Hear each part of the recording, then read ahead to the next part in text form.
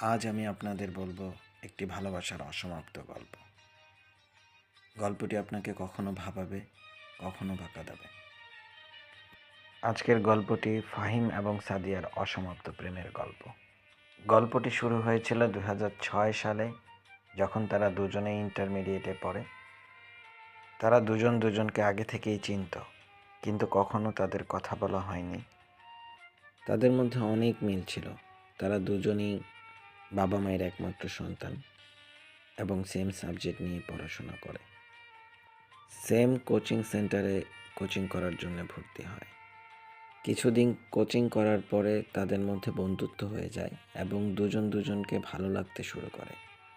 ফাহিমের বাড়ি ছিল সাদিয়ার বাড়ি থেকে কিছুটা দূরে, তাই সে প্রতিদিন বিকেলে কোচিং করার 5-10 মিনিট আগেই চলে আসতো সাদিয়ার বাড়ির সামনে এবং ওয়েট করতে থাকতো সাদিয়া কখন বের হবে। সাদিয়া যখন বের হতো তখন দুজন কথা বলতে বলতে কোচিং সেন্টারে চলে যেত এবং যেতে যেতে অনেক ধরনেরই কথা হতো। এই বন্ধুত্ব ভালোবাসায় পরিণত হয়, কিন্তু দুজন দুজনকে জানাতে পারেনি। দেখতে দেখতে 1 বছর পার হয়ে গেল। কোচিং থেকে সবাই পিকনিকে যাবে প্রস্তুতি নিচ্ছে, আর এই দিকে সাদিয়া প্রস্তুতি নিচ্ছে কিভাবে তার মনের কথা ফাহিমকে বলবে, আর ফাহিমও প্রিপারেশন নিচ্ছে তার মনের কথা কিভাবে সাদিয়াকে বলবে।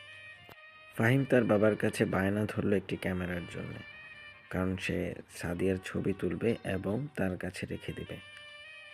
পিকনিকের দিন সকালবেলা ফাহিম তাড়াতাড়ি রেডি হয়ে চলে আসলো বাসের সামনে এবং ওয়েট করতে থাকলো সাদিয়ার জন্য। আজকে সে খুবই এক্সাইটেড, কারণ আজকে সে সাদিয়াকে প্রপোজ করবে এই ভেবে বাসা থেকে বের হয়েছে।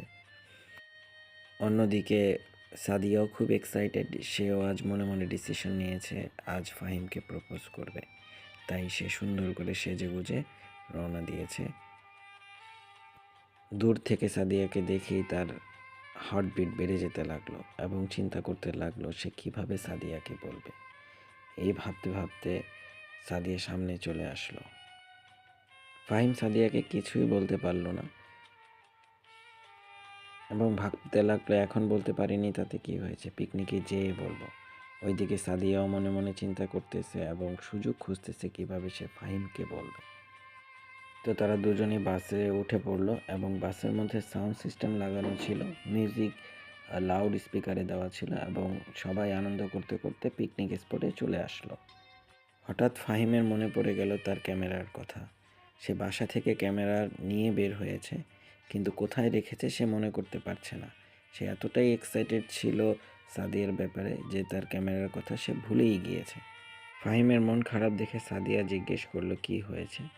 তো ফাহিম ক্যামেরার ব্যাপারটা বলল তাকে, আর সাথে এও বলল তার বাবা অনেক রাগী, ক্যামেরাটা কিনে দিয়েছে, এখন হারিয়ে গেলে অনেক বকা দেবে। সেই ভেবে ফাহিমের মন অনেক খারাপ। বাস থেকে সবাই নেমে গিয়েছে এবং ফাহিম ও সাদিয়া নামতে যাবে এমন সময় ফাহিমের চোখ পড়ল রক্তে মাখা জামার দিকে।